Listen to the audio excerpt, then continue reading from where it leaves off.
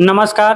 आप हैं हल्ला बोल टीवी के साथ और मैं हूं सचिन कुमार और हमारे साथ हैं जेडीयू के प्रदेश प्रवक्ता।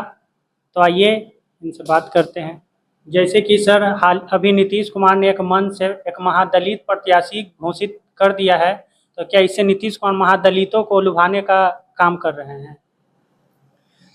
सबसे पहले तो मैं ये कहूंगा कि सामने सर पे 2025 का विधानसभा का चुनाव है बिहार का, और सभी पार्टियां अपने अपने तरीकों से अपनी अपनी तैयारी में जुटे हुए। एनडीए गठबंधन भी अपनी तैयारी में कोई कोर कसर नहीं छोड़ा है। हमारी एनडीए गठबंधन की भी पूरी तैयारी हो चुकी है और आगे आने वाले चुनाव को लेकर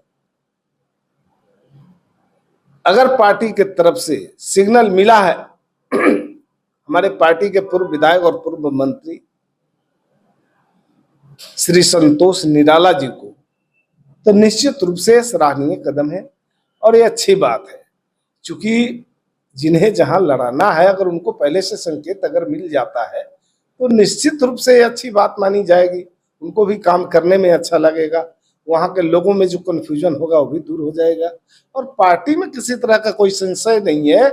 जबकि जनता दल यू का ये मानना है कि बिहार के अंदर सभी धर्म सभी संप्रदाय के लोग, सबको हम एक नजरिए से देखते हैं और हमारे नेता नीतीश कुमार जी सबके लिए अच्छा काम किए हैं। सभी वर्गों के लिए, सभी संप्रदाय के लोगों के लिए, सभी तरह के सभी क्षेत्रों में काम किए हैं। तो काम के मामलों में हम कोई भेदभाव नहीं करते, कोई पक्षपात नहीं करते। जेडीयू की तरफ से पहला प्रत्याशी महादलित को घोषित किए हैं, इससे क्या? निश्चित तौर पर चूंकि नीतीश कुमार जी की ये विशेषता रही कि समाज के सभी वर्गों को मौका मिले ताकि उनको आगे बढ़ने में सहूलियत, और जिस वर्ग की, जिस संप्रदाय की आप बात कर रहे हैं, महादलित समुदाय की, अनुसूचित जाति समुदाय की, तो मैं आपको एक बात बताना चाहता हूं कि जब नीतीश कुमार जी बिहार में सत्ता संभाले थे, उस समय बिहार का बजट अनुसूचित जातियों के कल्याण के लिए मात्र 40.48 लाख हुआ करता था। और आपको आज मैं बता दूं कि आज बिहार में अनुसूचित जाति जनजातियों के कल्याण के लिए बजट 2120 करोड़ रुपए का हो गया है। और अनुसूचित जातियों के बच्चों के शिक्षा पर, या मैं आपको यह बता दूं कि हर क्षेत्रों में आप देखेंगे तो अच्छा काम हुआ है। जो अनुसूचित जाति के बच्चों के लिए आवासीय विद्यालय हुआ करते थे, उसमें इतना कम खर्च मिलता था कि उससे उनका किताब कॉपी या अन्य सुविधाएं मुहैया कराना काफी मुश्किल था। भवन जर्जर थे, स्कूल में टीचर नहीं थे। नीतीश कुमार जी ने तो जितने अनुसूचित जाति आवासीय विद्यालय थे सबको नवोदय विद्यालय के समानांतर दर्जा देने का काम किया।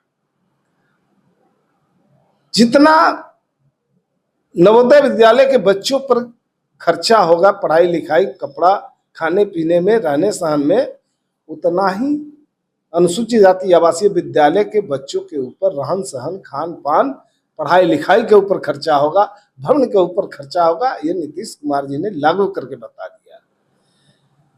जितने भी छात्रावास थे जिला मुख्यालय में, सबको नया भवन दिया, आलीशान भवन दिया। सब में जो व्यवस्था थी सबको सुसज्जित किया।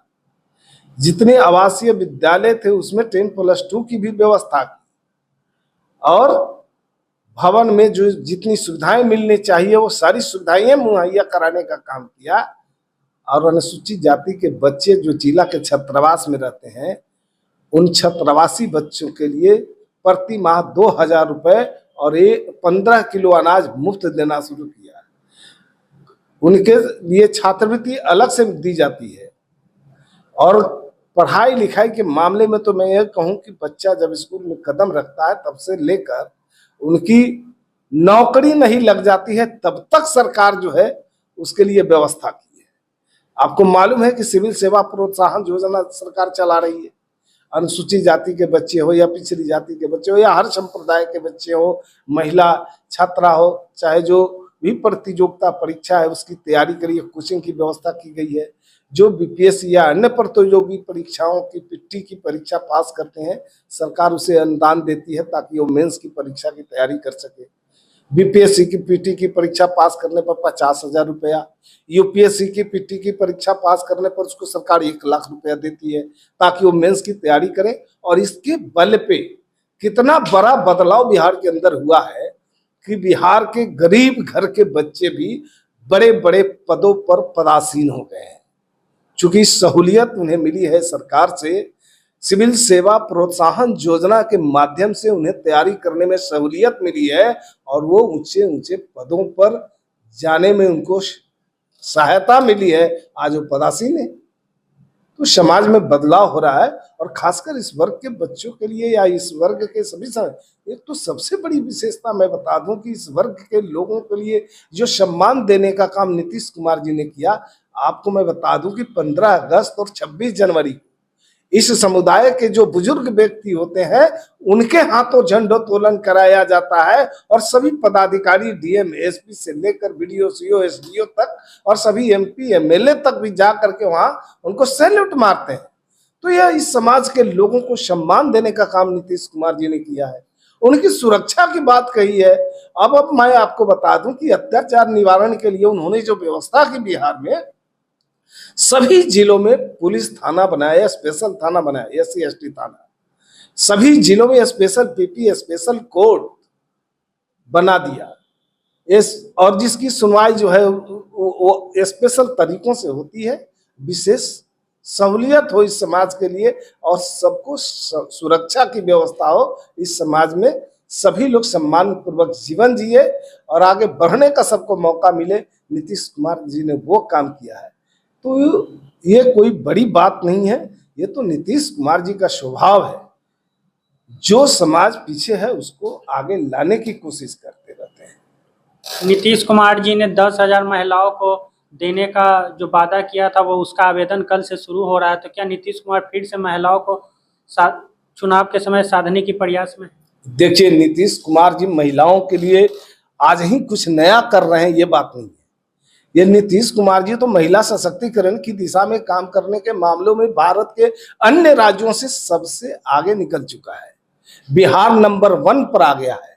आप बात करें तो बिहार में जो हमारी बेटियां पुलिस बल और सेना में जो दिखाई पड़ रही है, भारत के अन्य राज्यों में इतनी बड़ी संख्या में दिखाई नहीं पड़ती है। ये बिहार ही एक ऐसा राज्य है जो इतनी बड़ी तादाद में हमारी बेटियां सेना और पुलिस बल में दिखाई पड़ रही है। बिहार की महिलाएं जीविका दीदियों के माध्यम से आत्मनिर्भर बनी।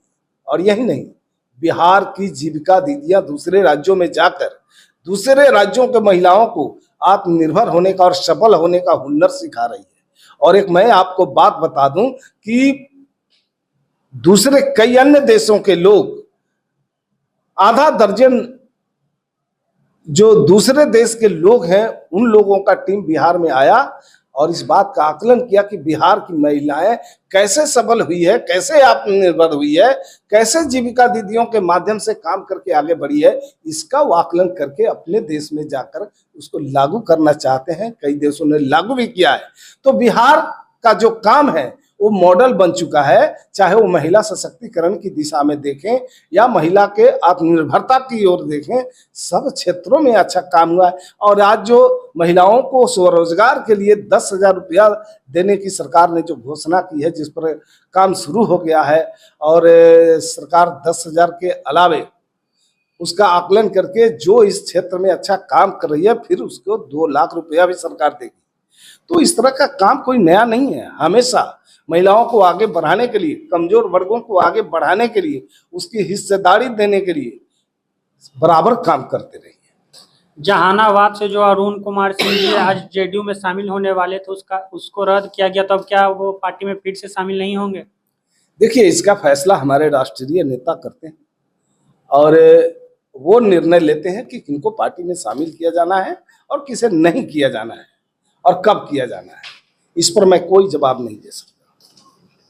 क्या इसको आप ललन सिंह के दबाव में तो पार्टी आकर नहीं उनको पार्टी में शामिल करने की प्रयास? देखिए, ऐसी कोई बात नहीं है।